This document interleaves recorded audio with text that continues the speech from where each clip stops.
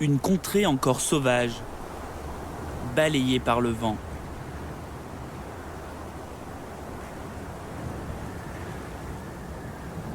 Seuls quelques aventuriers peuvent fouler ce territoire immaculé. Okay, go ahead. All right.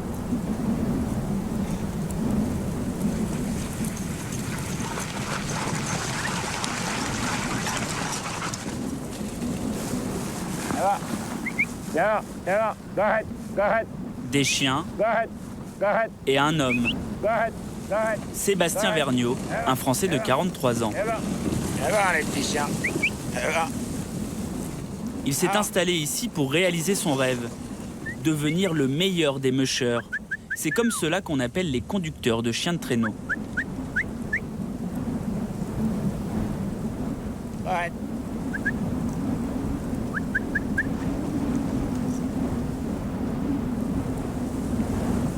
La vraie liberté, au milieu de la nature, des grands espaces, la vraie vie. Sébastien a dépensé 30 000 € pour acheter 7 hectares de forêt et une petite cabane. Il est célibataire, sans enfant. Il vit seul depuis 10 ans. Un géant des bois, 1,87 m, 90 kg, dans 30 petits mètres carrés. Un confort sommaire. Ici, c'est très simple, très rustique. Ça sert de tout. Ça sert de garage pour mon traîneau de course. Voilà, ça sert de bureau. C'est un peu la cabane de trappeur. Parfois, il ne fait pas toujours très chaud. Surtout l'hiver, quand il fait moins 30 ou moins 40. Le poêle ne suffit pas toujours. Et l'eau gèle un peu. On se retrouve comme au mois de janvier pendant 3 semaines sans eau. Parfois les inconvénients. Mais bon, ça me va pour l'instant. Sébastien a grandi à Riou, en Charente-Maritime. Mais il a toujours su que son destin était ici. Le voici à 2 ans. Une maman enseignante, un père dans les travaux publics.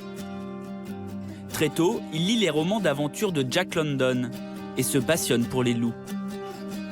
À 20 ans, il s'achète Joss Boy, son premier husky.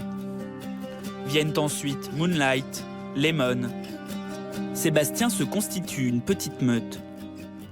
Il abandonne une première vie de champion de moto pour devenir musher. Il s'installe en Haute-Savoie, à côté de Megève. Le voici filmé en 2001. Grâce à ses chiens, il devient champion de France et vice-champion d'Europe. Mais il veut participer aux plus grandes courses du monde. En 2005, il quitte tout pour la Laponie.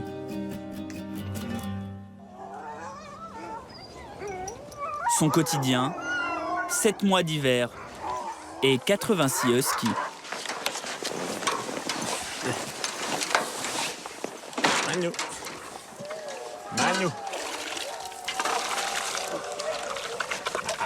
C'est des compagnons, hein. Moi c'est ma famille aussi. Voilà, on partage une dizaine d'années. Les chiens vivent 13-14 ans. C'est un peu vos enfants ? Ouais, un peu, on peut dire ça. Les bébés.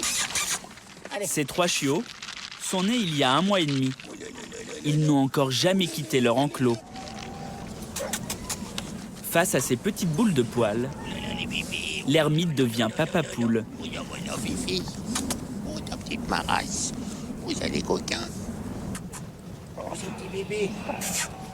Maras, leur mère, est l'une des meilleures chiennes de Sébastien. Oh là là là. Allez. Oh. Allez, viens vite. Ils n'utilisent que des huskies. Des chiens très endurants, les seuls qui résistent à moins 40 degrés. Cette première sortie, c'est l'occasion d'évaluer leur personnalité. Là, il vient tout doucement, petit à petit. Et apparemment, lui, il est un petit peu plus craintif que les autres. Oh, c'est une grande aventure. Dans 1 an et demi, ils seront capables de tirer un traîneau. Mais Sébastien devra les éduquer pendant 3 ans pour qu'ils puissent participer à des courses. Il faut d'abord les baptiser. Le plus timide inspire tout de suite le musher. Le petit qui est un petit peu gros et tout, J'ai pensé, je vais peut-être l'appeler Sumo.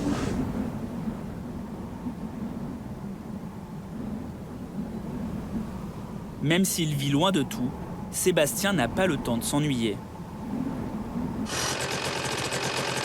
Une fois par semaine, il quitte sa meute pour se ravitailler.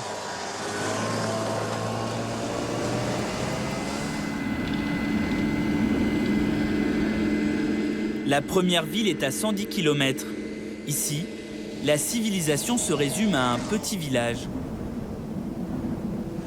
Modonslompolo, à 10 minutes de chez lui. 60 habitants, tous des retraités. Les jeunes Suédois fuient les rigueurs du Nord. Pas d'école, pas de commissariat. En tout et pour tout, cette supérette.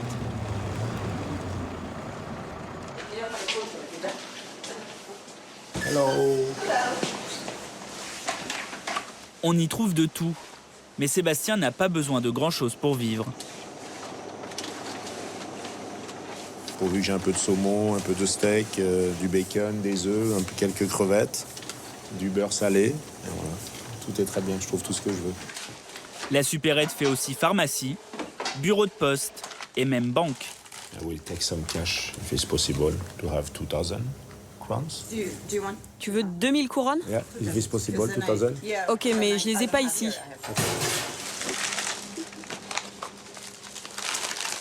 Paradoxalement, la présence du français ne surprend personne.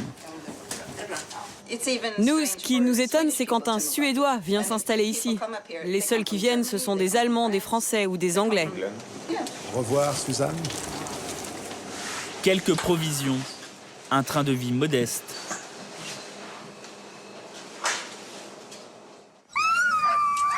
Sébastien entraîne ses chiens 3 fois par semaine depuis le mois d'août. Comme tout athlète, ils doivent être bien chaussés. Ces petits chaussons les protègent du froid et des blessures.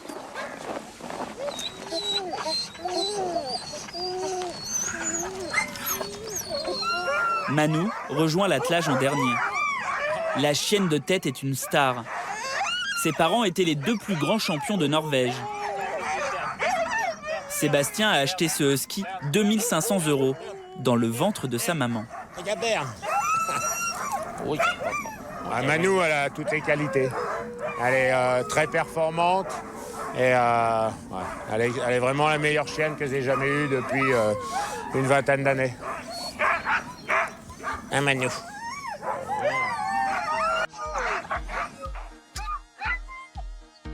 All right.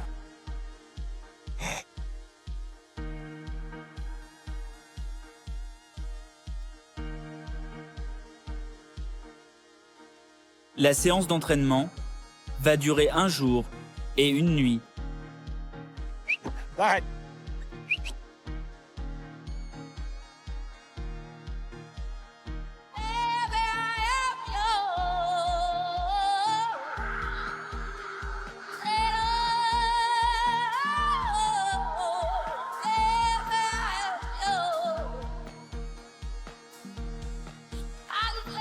Arrête.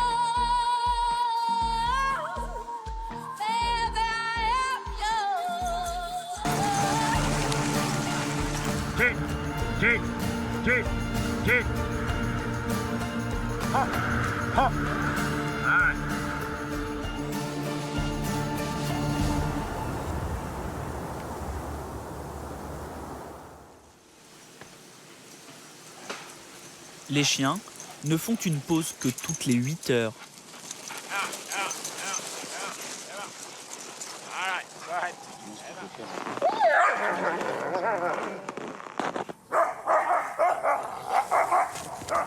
Panda! Panda! Non!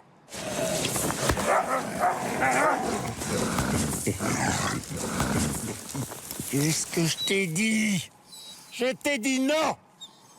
T'as compris? Non, non et non! Couche-toi!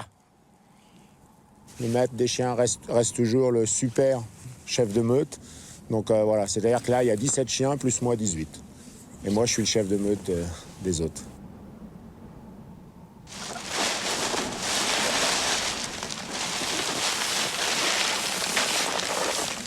Un peu de paille pour le lit de ses équipiers et de la neige pour préparer leur dîner.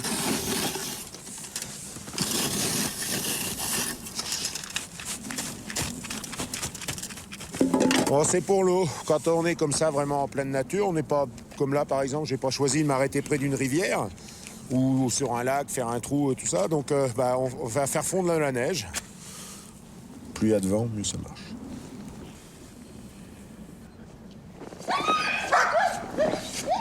Les chiens ont droit à une soupe.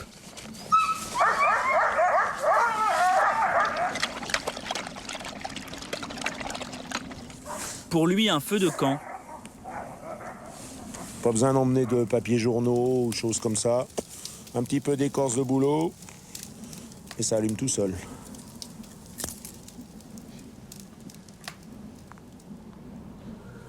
Eh. On se couche. Non. La nuit noire, le froid glacial. Sébastien a trouvé son bonheur ici.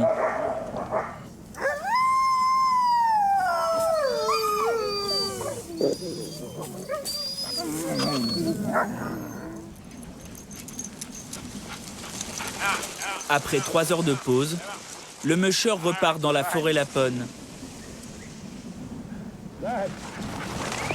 Loin des hommes,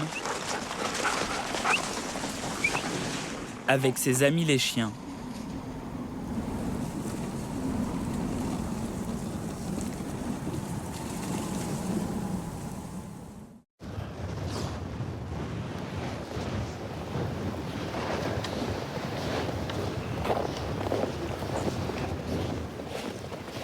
C'est un endroit perdu, dans le Grand Nord québécois. Les lacs Maneikouet. 277 km² de surface gelée. Faire à quoi le bâton là? C'est une question de sécurité pour savoir si, comme là, hein, ça se peut, tu entends le bruit du lac, là, que la glace est en train de travailler. Avec le vent, il fait moins 30 degrés sur le lac. On va aller un peu plus haut. On a plus de poissons là-haut? On verra que Dieu nous donnera. Mike est venu renouer avec une pratique ancestrale, la pêche sous la glace. Ça va être ici. Il est un descendant de la nation Innu, des chasseurs nomades qui passaient l'hiver sur ce territoire à la recherche de caribous ou de poissons. On y est presque. Lui habite une ville à 500 km d'ici. Comme une quête personnelle, il revient chaque hiver reproduire les gestes de ses ancêtres Ça y est. et leur pêche miraculeuse. La lotte, du brochet, la truite grise. Tu m'annonces qu'on va peut-être manger du poisson ce soir là? Peut-être. Je le souhaite, en tout cas. On va essayer du bacon. C'est pas vrai. Oui, parce que j'ai pas d'appât. Mike, 51 ans, n'a pas connu la vie nomade en forêt. J'ai fait aux oreilles. Sa génération est la première à avoir abandonné ce mode de vie vieux de 8000 ans.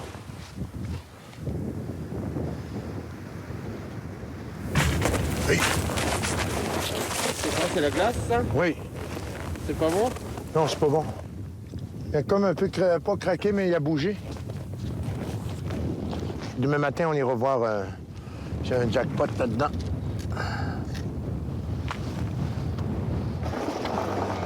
C'est pas chaud quand même?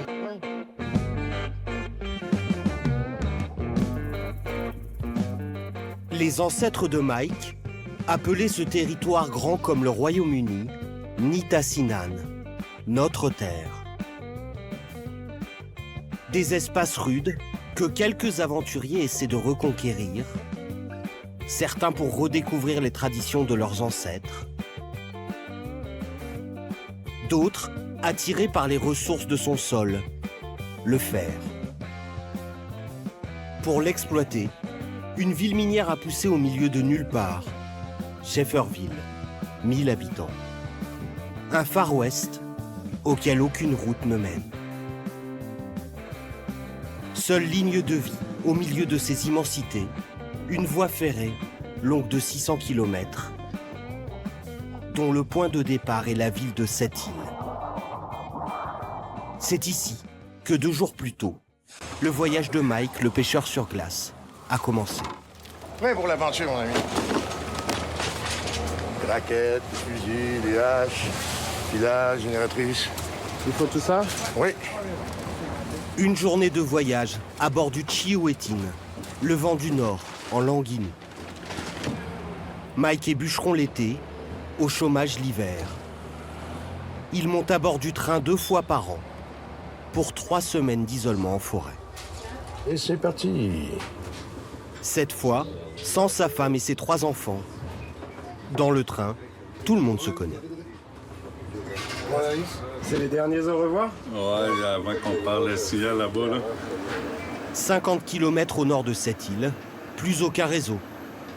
Mike envoie un dernier message à sa femme.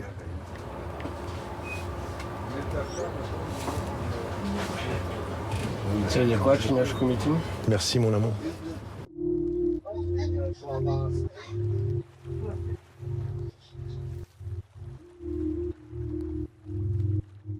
La voie ferrée suit le cours d'eau que longeaient ses aïeux pour gagner leur territoire de chasse. 2 mois de voyage à pied.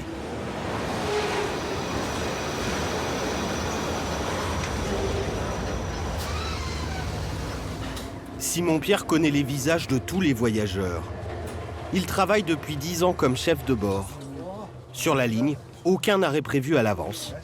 Simon-Pierre demande au conducteur d'arrêter le train quand un voyageur veut descendre. M'avais-tu calé, Richard, avant?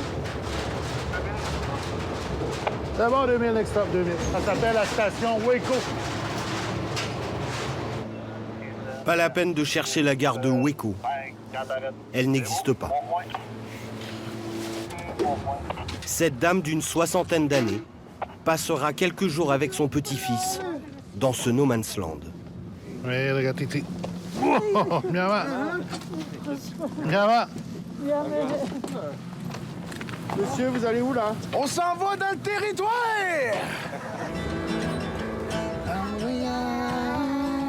Personne ne sait vraiment quand il arrivera à destination. Tout dépend du nombre de ressourcements sur la route. Mike est dans le train depuis 10 heures. Il touche enfin au but. C'est l'heure d'y aller? Ouais, c'est l'heure d'y aller, mon ami. Arrive là. Les poussignons, les poussinettes! Moi, je dois donner la main. Yes. Mike descend à Esker, 100 km avant le terminus, Shefferville. Il est 18h, il fait -20.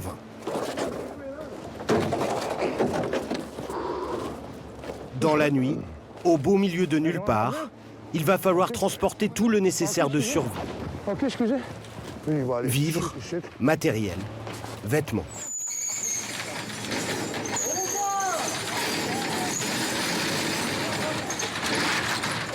J'ai l'impression d'être un peu perdu, là. Ah, c'est sûr. C'est tout noir. On est vraiment dans le Grand Nord. Le toundra, qui appelle. Son chalet est à un bon quart d'heure de marche. Ouais, ça, c'est... Quand?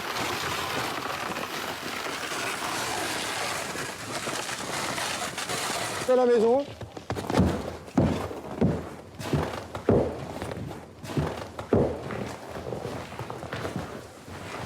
Voilà la cabane.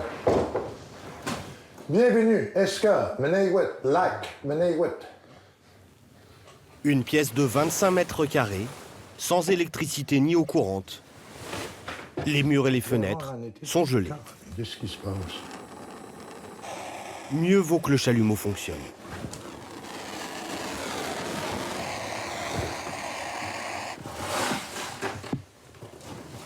Oh, pas long. En cas d'urgence, la radio est le seul lien avec la civilisation. À l'autre bout, une bénévole est censée répondre. Ce soir, elle dort, apparemment. Mais Mike n'est jamais vraiment seul.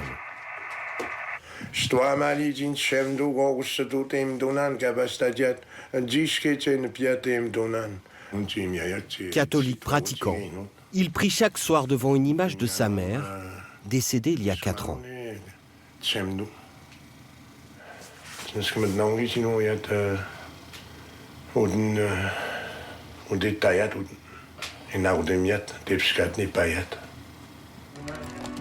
Le petit Mike a grandi loin de ses parents. Eux chassaient en forêt 8 mois par an, pendant que lui et ses 12 frères et sœurs étaient placés en pensionnat ou en famille d'accueil. L'assimilation forcée des Inuits par l'école, imposée par le gouvernement fédéral, a déchiré les familles. Mike n'a jamais supporté cette séparation. C'est vos parents que vous venez chercher ici? Oui. C'est ici que je les retrouve. C'est ici que je les sens. Qu'est-ce que j'ai perdu dans ma jeunesse, là? Tu sais, la pêche, la chasse, puis tout ça, les spots où que mon père allait, mes parents, tout ça, là. Ben, c'est ça.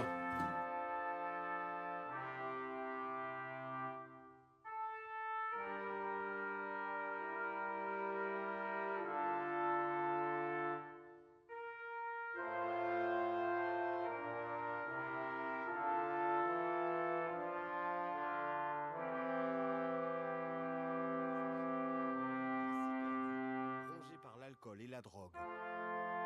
Aujourd'hui, il a décroché. Et selon lui, ce retour aux sources sur la terre de ses ancêtres a joué comme une thérapie. Le chalet lui a été donné par la communauté Innu, à condition qu'il se réapproprie le territoire. Il y en a des dizaines le long de la voie ferrée. Une stratégie de reconquête pour une communauté déracinée.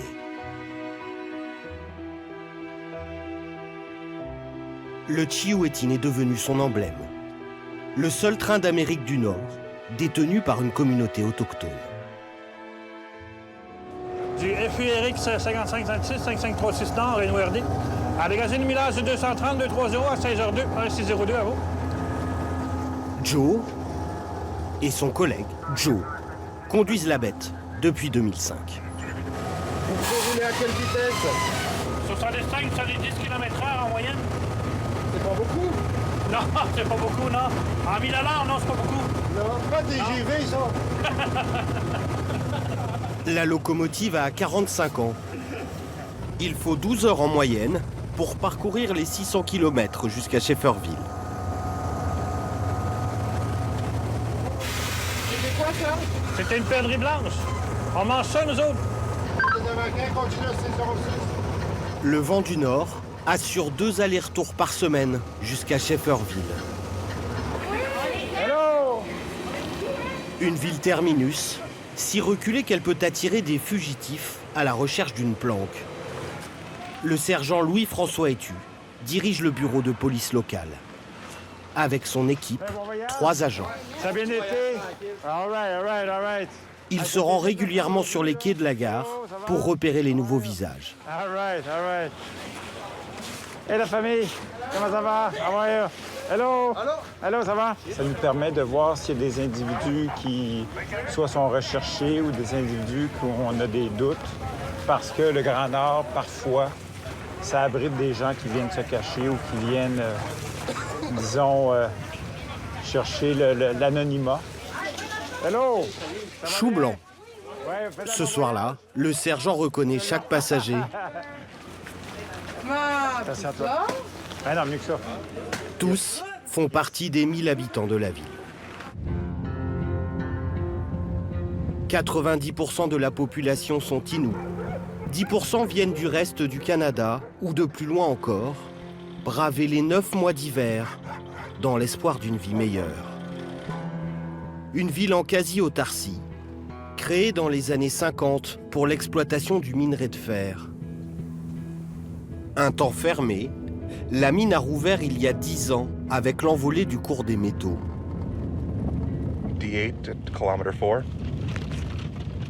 L'exploitation se fait dans des conditions extrêmes.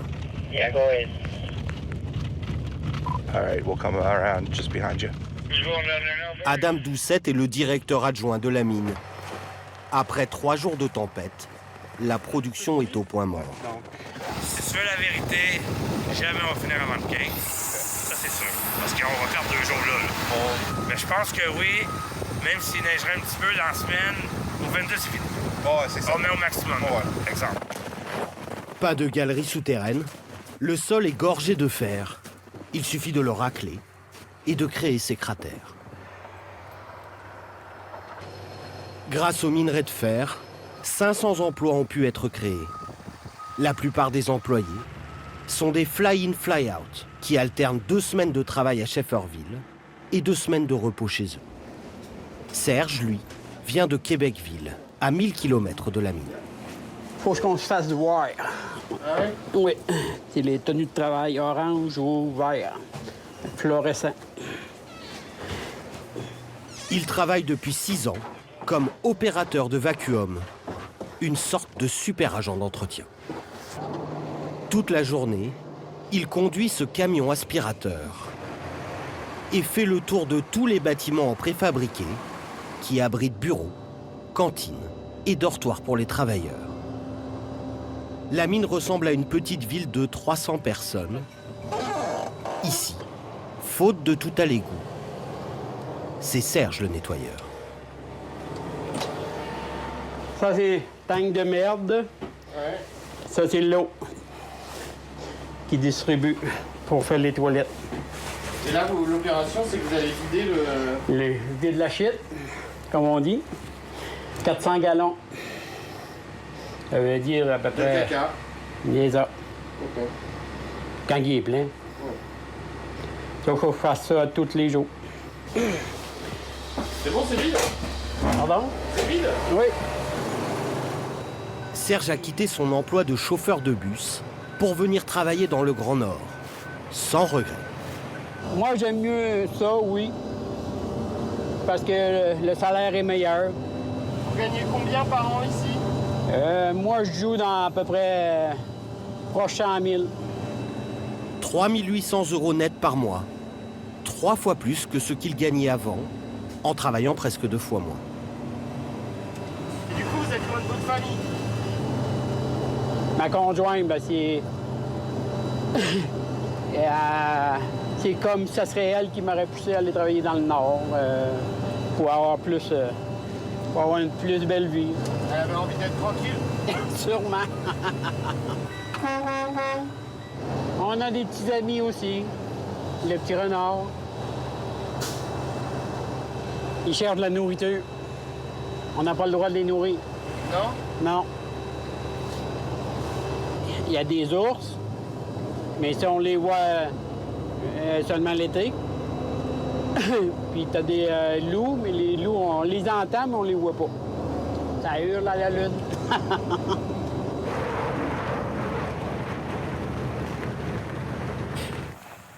Il est 18h30. Fin de vacation pour Serge. Et retour dans ses quartiers.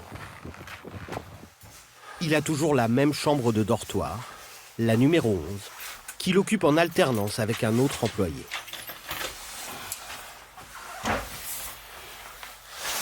Et voilà, mon petit cocon. On dort là, la TV est juste là. Mon petit ordinateur. À 57 ans, il vit dans 15 mètres carrés, sanitaire inclus. Ça ressemble à une chambre d'étudiant. Oui, c'est un peu ça. Ouais? Oui, ça ressemble à ça. OK. OK, c'est... là, mettons au Québec, on appelle ça un petit loft. Un quoi? Un petit loft. J'adore la place. Il y en a qui l'aiment pas. Il y en a qui viennent juste pour le travail, mais moi, j'adore la place. Mais les bons salaires ne suffisent pas toujours à attirer les candidats. Surtout s'il faut rester à Shefferville toute l'année. Pour certains postes, il faut parfois recruter bien au-delà des frontières canadiennes.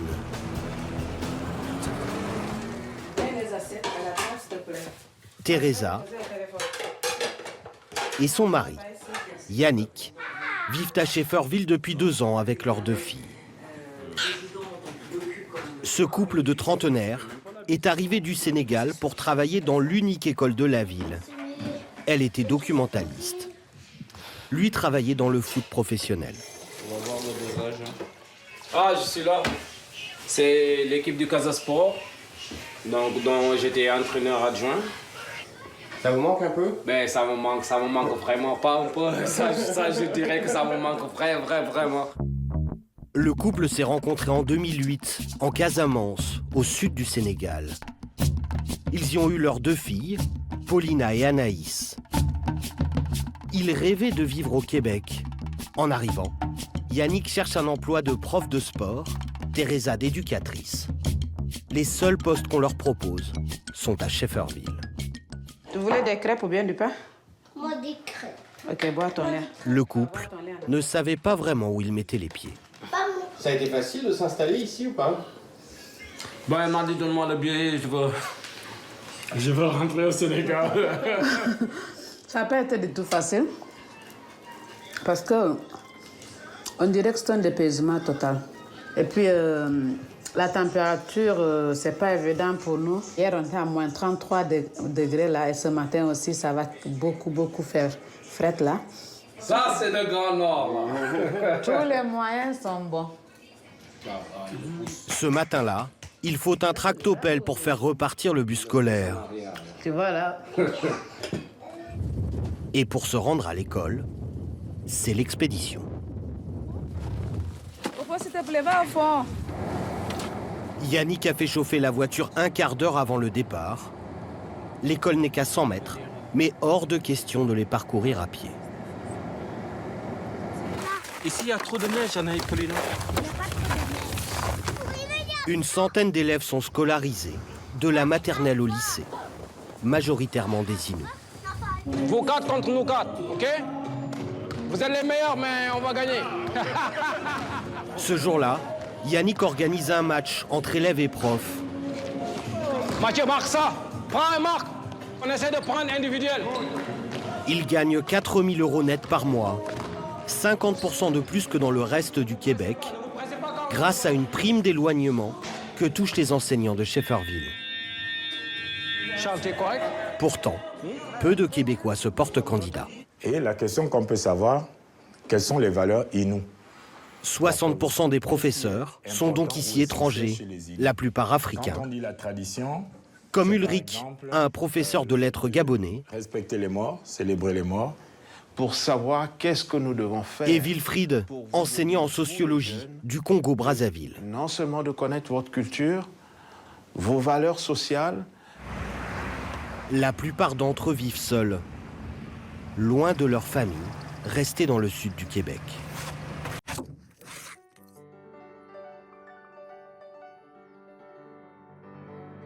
À Shefferville, pas de cinéma ni de promenade au clair de lune. Les soirées d'hiver sont longues. 2 restaurants, 3 supérettes. L'offre de loisirs est réduite. Pour vaincre la solitude, il faut se serrer les coudes.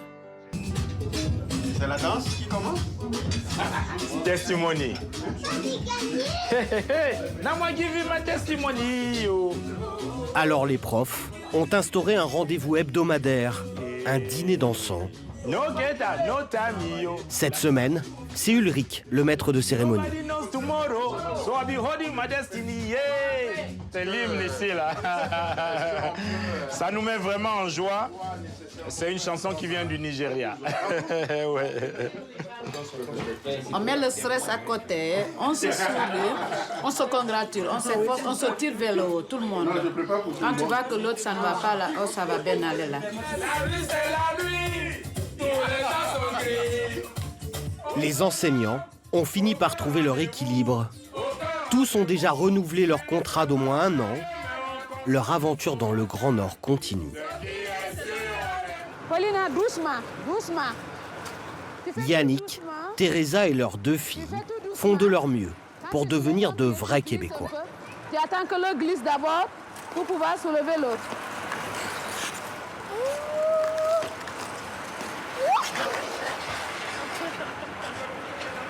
Nicolas, je ne peux pas me lever. Des amis enseignants, natifs du Québec, jouent les professeurs. C'est la 3e fois que la petite famille chausse des patins.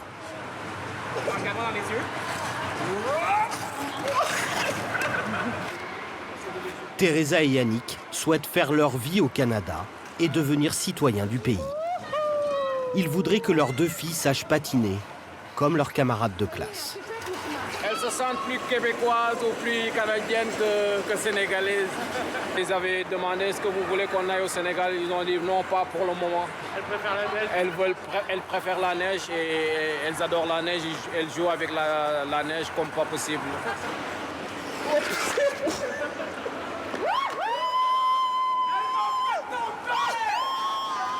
Pas à pas, la famille s'intègre à la petite communauté Sheffervilloise.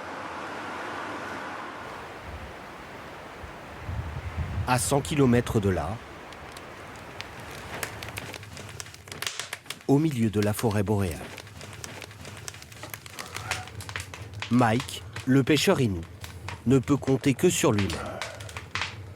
Pour dégeler la maison, il a allumé le feu avant le lever du soleil. Il doit vite aller faire ses courses. Dans son réfrigérateur naturel, le lac. En commençant par une denrée indispensable à sa survie.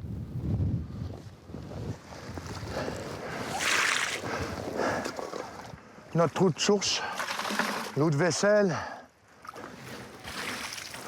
Quand tu bouillis tes légumes ou les patates, etc.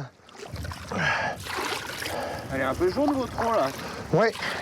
Ben, c'est pas très rassurant, non? Je serais contaminé, ben. J'aurais eu peut-être de la diarrhée plusieurs années. Mais... Vous vous sentez en paix ici? Toujours. En paix? Ah oui. C'est pas la paix ici. Regarde, autour de toi. Il n'y a personne. T'entends juste le vent. Quand tu regardes, t'entends pas, mais je veux dire... Tu sais, la nature te parle aussi, moi. Qu'est-ce qu'elle vous dit, là, la nature? Il fait réveiller ton cerveau, ton cœur, tout ça. Là, tu penses à plein de choses, des belles choses surtout. Tant qu'il y est, Mike fait un petit détour pour voir si un poisson n'aurait pas mordu à l'hameçon au bacon. Mais la neige est tombée toute la nuit. J'espère que je vais trouver ma ligne. J'en ai pour toute la journée, hein? Après quelques minutes d'appréhension... Tiens! Le quai! Voilà, il est là. On va faire tout doucement parce que...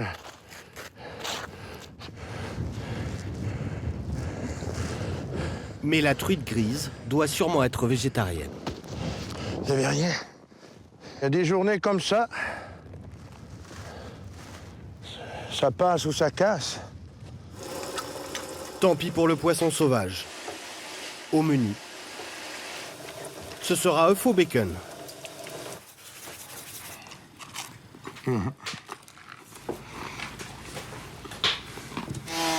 Mais le dépit est de courte durée.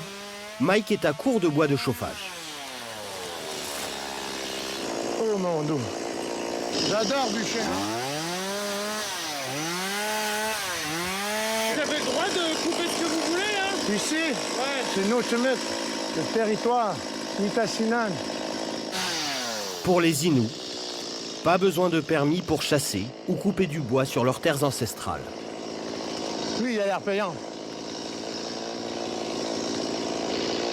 Lui, il a l'air bien sec.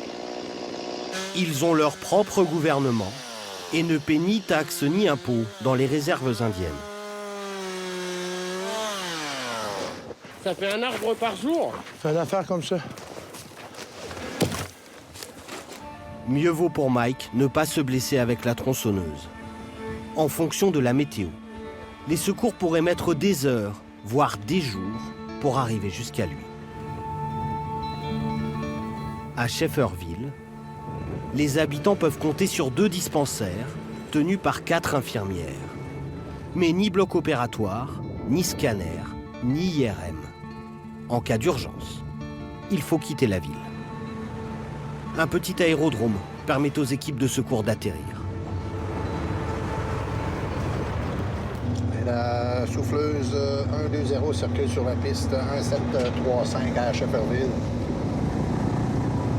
À 5h30, là, le téléphone a sonné pour me dire qu'il allait y avoir une évacuation médicale, qu'il voulait avoir les conditions de piste et puis qu'il fallait que la piste soit dégagée. Gervais Boudreau, 60 ans, est le directeur de l'aéroport. Il est né ici, y a passé presque toute son existence et voudrait bien trouver une relève. Mais personne ne veut être d'astreinte 24 heures sur 24, 7 jours sur 7, pour 2000 € par mois, 2 fois moins que le salaire d'un employé de la mine. On est 16 000 à l'ouest, on commence l'approche dans 3 minutes au Vietnam et la piste dans 6 minutes, 27, avec de 6 la piste. OK, là, on est dégagé vraiment dans le centre, là, on a un bon 50 pieds de dégagé. L'avion, spécialement dédié au transport des malades depuis les régions éloignées, vient de parcourir 1000 km. Au même moment, dans l'un des 2 dispensaires de la ville. Je vais vous reprendre une petite tension, d'accord? Yoni, un ambulancier français au Québec depuis 7 ans, prépare la malade. On va refaire ça. Bougez pas, d'accord? Allez. Ouais. Votre tension était très très basse cette nuit. Quand on est intervenu, là, elle était très très basse. Cette femme de 57 ans, atteinte d'un cancer, a fait un malaise la nuit dernière. Depuis, son état est instable. Ça y est, vous vous rappelez maintenant? Oui, parce que j'avais tout vomi, toute ma chemise. Vous aviez vomi du sang, hein? 2 infirmières ont été dépêchées sur place pour l'accompagner pendant tout le voyage. 2 heures et quart d'avion à peu près. Ben là, ça va dépendre des vents, ça va être un peu plus long, là. Si j'aurais pas fait ça, j'aurais pas parti, là, j'ai dit. J'aurais resté chez nous, puis je serais morte là-bas. Ouais, non. Cette tension est basse encore, hein. 73, 46, c'est ça que je t'ai dit. Mais au pire, est-ce que dans l'avion, vous avez quelque chose pour lui relever les jambes? Non, hein? Non. Souvent, dans l'avion, avec l'altitude, la pression, elle a tendance à diminuer aussi. Fait que faut s'assurer que la pression soit correcte avant de quitter. C'est bon, là, j'ai 94. On laisse. Fait qu'on vit avec ça. C'est beau. C'est parfait, ça. Ouais. Sa tension est remontée. Elle pourra prendre l'avion. Dis au pilote que c'est une patiente qui va être en position allongée. C'est beau? Sam, peut-être en premier. Cette femme a dû tenir bon pendant 6 heures. 2, 3. Chaque année, plus de 30 patients doivent être évacués par les airs, faute de pouvoir être soignés sur place.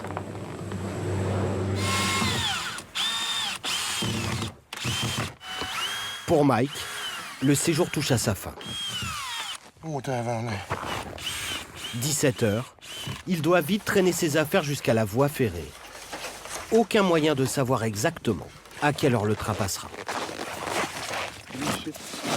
Plus mon sac à dos. Vous pouvez attendre combien d'heures ici, des fois? Ouais, maximum, moi, que j'ai attendu, là, c'était 2 heures de temps. Dans le froid, c'est pas facile. Ouais. Ah non. Là, on est chanceux, là. Je viens d'amener mes affaires. Là, je vois une lumière. Le train arrive.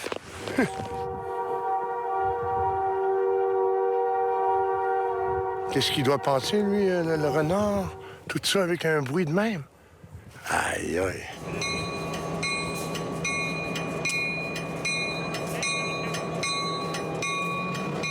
C'est Joe, l'un des conducteurs du train, qui l'accueille.